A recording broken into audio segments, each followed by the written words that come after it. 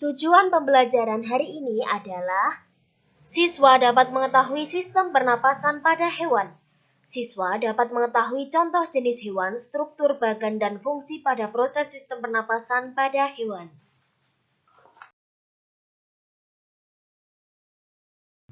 Sistem pernapasan pada hewan ada beberapa jenis. Kira-kira apa ya yang kalian ketahui tentang jenis pernapasan hewan? Yuk kita pelajari jenis-jenis pernapasan hewan berikut ini.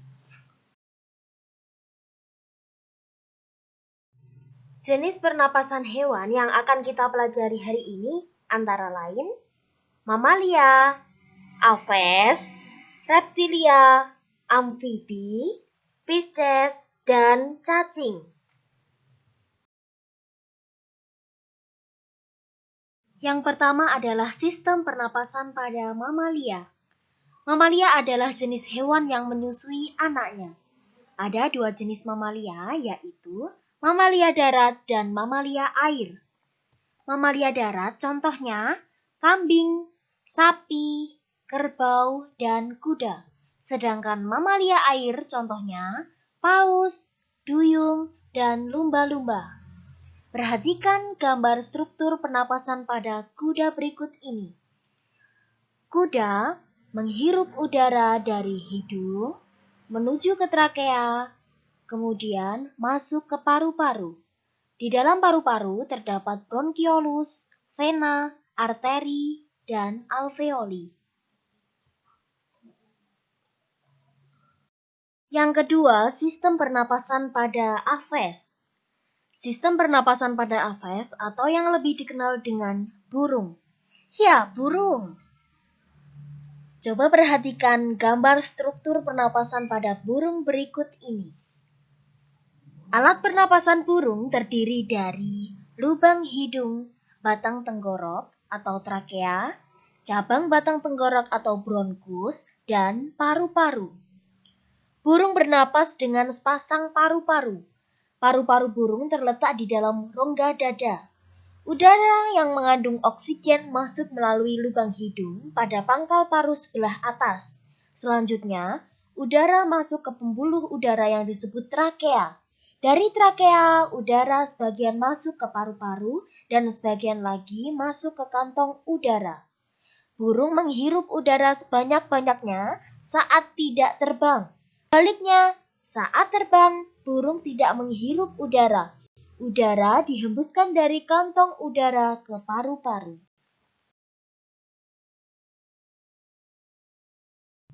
Yang ketiga, sistem pernapasan pada reptilia. Hewan reptilia mirip dengan sistem pernapasan pada burung. Alat pernapasan pada reptilia terdiri dari lubang hidung, batang tenggorok, dan paru-paru. Beberapa jenis reptilia yang hidup di air, misalnya, kita ambil sebagai contoh dari gambar berikut ini. Kira-kira apa ya? Ya, buaya. Buaya memiliki katup pada lubang hidung, batang tenggorok, serta kerongkongannya. Dengan demikian, ketika buaya menyelam, air tidak dapat masuk ke saluran pernapasan dan saluran pencernaan.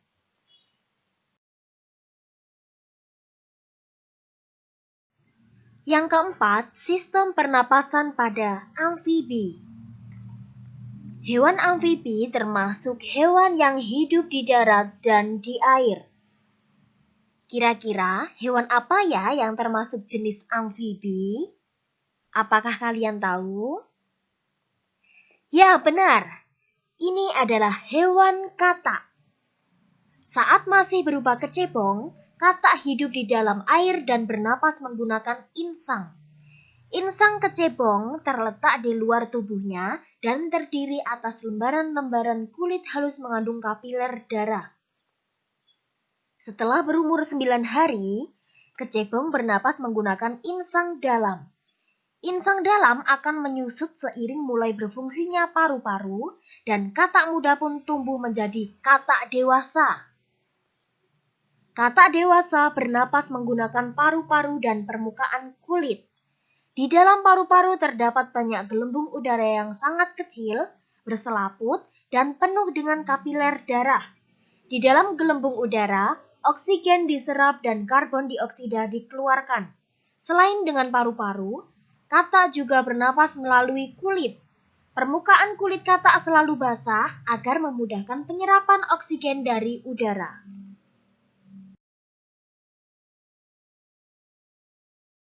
Yang kelima, sistem pernapasan pada Pisces. Alat pernapasan Pisces atau yang dikenal dengan ikan pada umumnya berupa insang yang berjumlah 4 pasang. Letak insang di samping kiri serta kanan kepala ikan.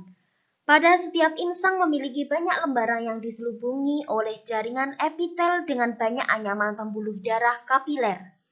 Permukaan insang sangatlah lebar, terutama pada ikan yang aktif bergerak. Gerakan cepat dapat meningkatkan kecepatan aliran air pada insang. Insang juga berfungsi sebagai alat pengeluaran garam-garam dan sebagai penyaring makanan. Perhatikan gambar pernapasan pada ikan berikut ini. Untuk memperoleh cukup oksigen, mulut ikan dan insang bekerja bersama-sama seperti pompa isap air. Pertama-tama, tutup insang menutup. Secara bersamaan, mulut terbuka dan dinding mulut mengembang. Saat itulah air terisap masuk.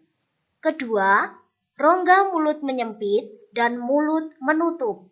Secara bersamaan, tutup insang terbuka. Akibatnya, air keluar dari mulut dan melewati insang. Saat itulah oksigen dari dalam air terserap dan karbon dioksida dikeluarkan. Yang keenam, sistem pernapasan pada serangga atau yang disebut dengan insekta. Sistem pernapasan pada hewan serangga dikenal sebagai sistem trakea. Memiliki bentuk yang berupa anyaman-anyaman tabung yang bercabang-cabang ke seluruh bagian tubuh. Cabang-cabang kecil pada trakea yang menembus jaringan tubuh disebut dengan trakeol. Trakea bermuara pada lubang kecil yang disebut dengan spirakel. Spirakel berfungsi sebagai jalan masuk dan keluarnya udara pernapasan. Pada belalang misalnya yang memiliki pembuluh pasang spirakel, 2 pasang spirakel yang terletak di bagian dada dan 8 pasang lainnya terletak di samping perut. Spirakel tersebut dilindungi oleh bulu yang membantu menepiskan debu dan benda-benda asing lain dan udara sebelum masuk ke trakea. Spirakel memiliki katup yang dapat membuka dan menutup. Perhatikan gambar pernapasan pada belalang berikut ini. Saat menarik nafas, otot belalang pada kerangka luar mengendur. Tubuhnya mengembang. Keadaan ini menyebabkan udara dari luar masuk melalui spirakel menuju ke dalam trakea. Kemudian melalui trakeol sampai ke sel-sel tubuh. Pada waktu otot kerangka luar berkontraksi, tubuh belalang mengempis. Akibatnya, udara dan trakea terdesak menuju spirakel untuk dikeluarkan.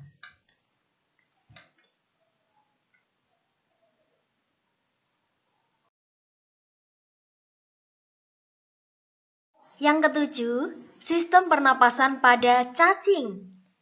Cacing tidak mempunyai alat pernapasan khusus. Cacing bernapas melalui permukaan kulit. Kulit cacing selalu basah dan berlendir untuk memudahkan penyerapan oksigen dari udara. Oleh karena itu, cacing menyukai tempat lembab untuk menjaga supaya kulit tubuhnya selalu basah dan berlendir. Di bawah permukaan kulit cacing yang tipis, terdapat pembuluh udara. Saat udara masuk melalui kulit, oksigen diikat oleh darah. Pada darah cacing terkandung hemoglobin sehingga mampu mengikat oksigen. Oksigen yang diikat oleh hemoglobin lalu diedarkan ke seluruh tubuh. Zat sisa pembakaran berupa karbon dioksida dan uap air dikeluarkan dari tubuh juga melalui permukaan kulit.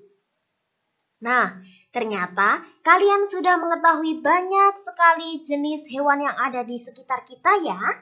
Diharap kalian dapat menjaga hewan-hewan di sekitar kita agar hewan tersebut menikmati hidup